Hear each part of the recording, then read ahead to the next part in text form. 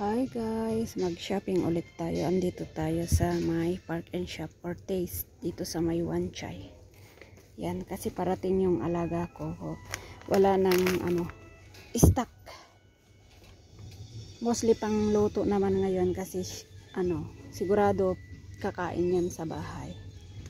Yan, ito pampaligo, sabon, mantika.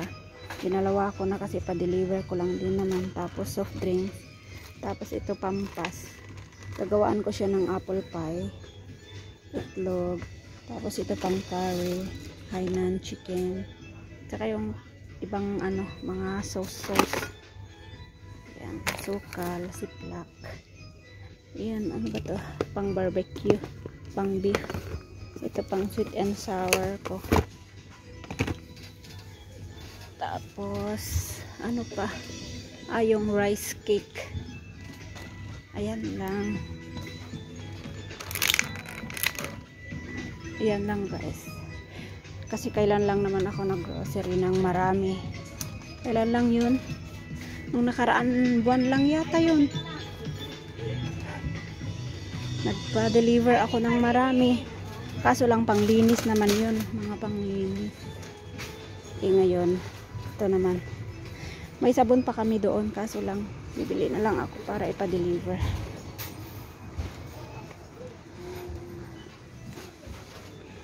Tapos pupunta pa ako ng kung may time pa ako, bibili ako ng mga flour. Kasi gagawaan ko siya ng bread, mga cheese, ham, ganyan. Ay, ang bigat, ipa-deliver ko to. Ay, ang daming queue. Yan ang dami. Thank you for shopping with us. See you again. Baka dito na lang. Check out. Ito na lang kasi konti lang ang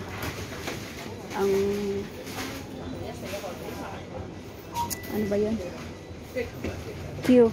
Yan lang tubig lang ang bibilhin nila. Wala na kaming siplak. Dalawa lang ang binili ko. Si mother ang bumibili kaso lang walang stock sa sa taas. Yan lang siguro. Tingin nga muna ako habang naka-queue.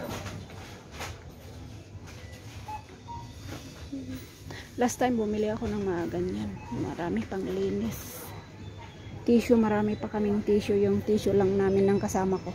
Kasi naglalagay ako ng tissue sa lamesa din namin. Marami pa doon. Wow. May beer pala din.